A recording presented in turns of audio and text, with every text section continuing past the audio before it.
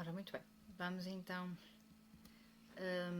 aqui ao submódulo 5.2, onde iremos então abordar aqui a escalada do conflito. Neste submódulo é expectável que consigam compreender que esta escalada de conflito acontece através de um processo, que consigam identificar sinais de agravamento de uma situação de conflito, reconhecer quais é que são os fatores que contribuem para o aumento da tensão e compreender a importância da intervenção precoce na prevenção da escalada do conflito. Ora, desde logo, e como sempre, iniciamos sempre com um conceito, não é? Primeiro, do que é que estamos a falar quando falamos de escalada do conflito. Portanto, ela corresponde então aqui ao tal processo, não é? Através do qual uma situação de desacordo ou tensão se intensifica progressivamente, tornando-se aqui mais difícil de gerir e de resolver. Quanto mais avançado estiver o conflito, maior tende a ser a carga emocional e menor a disponibilidade das partes para poderem cooperar. Portanto, falando então desta escalada de conflito como um processo, importa então perceber como é que ele inicia, por que fases é que ele passa até então à sua fase final, digamos assim, está bem? Os conflitos raramente começam com comportamentos agressivos, na maior parte das situações eles evoluem de uma forma gradual, de uma forma progressiva. Numa primeira fase nós temos o desacordo, ok? Portanto, onde existem diferentes opiniões entre as pessoas, pequenos mal-entendidos e expectativas que no fundo podem ser diferentes entre as várias pessoas envolvidas. Passando depois para uma fase de tensão, ok? Uma fase em que existe alguma irritação, uma comunicação menos eficaz e existe uma diminuição da disponibilidade para ouvir o outro. Depois poderá avançar então para o confronto, não é? Onde existe então aqui a discussão, as acusações, o aumento de tom, que acaba depois normalmente, não é? Por ser difícil de quebrar nesta fase e passamos aqui para uma fase de ruptura da própria comunicação, onde existe aqui hostilidade, recusa em dialogar, dificuldade em encontrar soluções.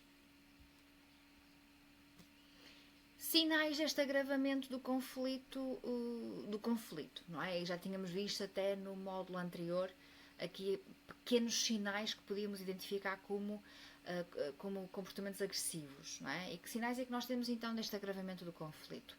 Ora, como sinais verbais nós temos as interrupções constantes, nós temos o aumento do tom de voz, é? Temos as críticas pessoais, ou seja, já deixamos de focar aquilo que também é a nossa comunicação para factos, para o trabalho, mas já começam a ter um cariz um bocadinho mais pessoal, por exemplo, no sentido mais até da adjetivação, por exemplo. Começamos a ter também aqui algumas ameaças e uma linguagem ofensiva.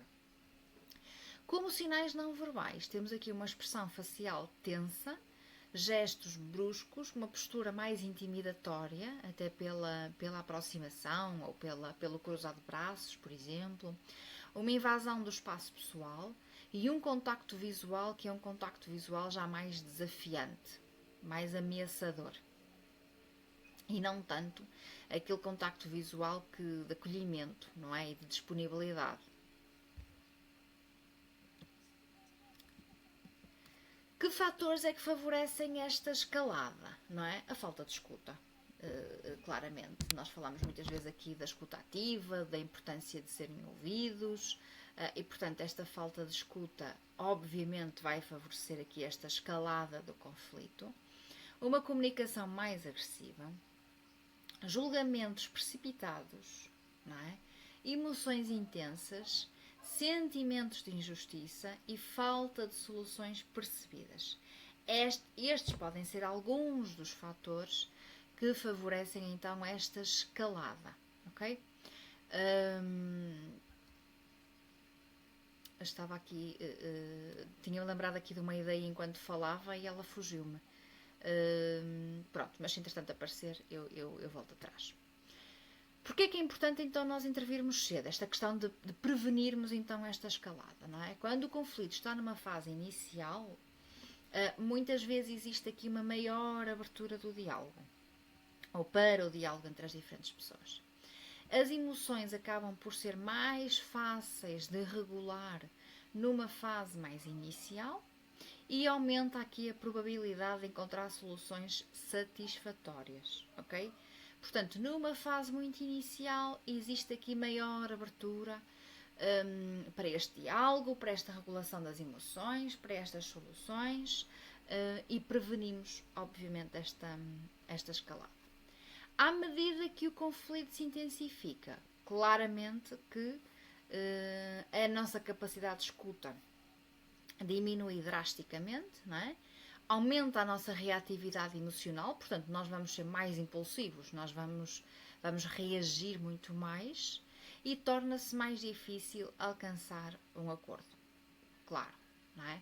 Portanto, a ideia é que nós, e voltando um bocadinho atrás, neste esquema que estávamos aqui a ver inicialmente, mal consigamos perceber este desacordo, não permitir que esta tensão depois se agrave, não é?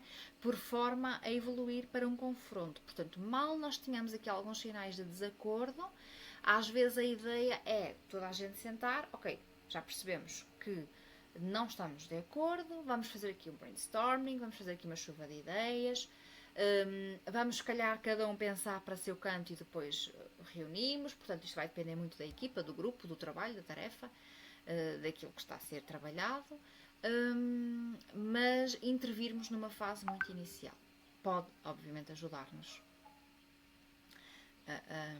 a evitar este aumento deste conflito e esta intensidade. Estratégias então para usar nesta fase e para evitarmos esta escalada. Escutar antes de responder, e acho que era um bocadinho esta ideia que eu há bocadinho me fugiu, que é, e eu julgo já ter deixado isto aqui muito, muito presente nas apresentações. Quando estamos a conversar, muitas vezes a nossa pressa e a nossa necessidade de falar, de responder, de dar a nossa opinião é tão grande que nós não temos esta capacidade de escuta que muitas vezes achamos que temos, não é? Nós conversamos às vezes mais para ter razão do que propriamente para ouvir o outro. E isto são ideias que eu queria mesmo que ficassem gravadas, está bem, em vocês, não é? Porque eu acho que isto pode mesmo transformar a nossa comunicação pessoal, profissional, também no nosso dia-a-dia e ajudar-nos a criar aqui até alguma leveza na nossa comunicação. Escutar antes de responder. Escutar antes de responder ou não responder não é dar razão ao outro lado. É permitir-nos a nós também poder compreender com alguma racionalidade aquilo que está a ser dito para respondermos de uma forma mais justa, até para connosco. Manter um tom de voz calmo, demonstrar empatia, clarificar mal-entendidos, centrar a conversa no problema e não na pessoa. Falo muitas vezes disto. Não personalizarmos, não é? Porque depois temos muita tendência de a pessoa não correspondeu à minha expectativa. A pessoa teve uma opinião contrária à minha, então eu vou atacar a pessoa e não focar-me no problema. Isto não vai levar-nos a lado nenhum. Acho que não vale a pena estarmos aqui a insistir neste ponto, porque foi um ponto que eu fui deixando bem claro ao longo das apresentações.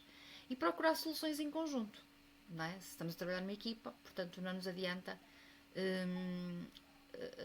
procurar soluções sozinhos, porque isto só vai aumentar o conflito. Portanto, as diferentes fases têm características e oportunidades de intervenção.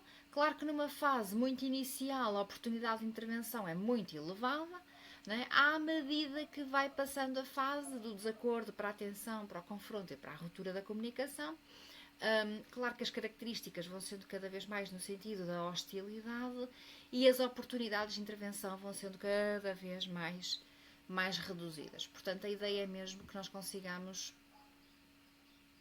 intervir sempre numa fase muito inicial, numa fase mais precoce.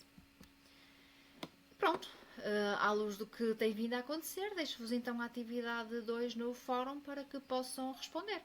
Obrigada.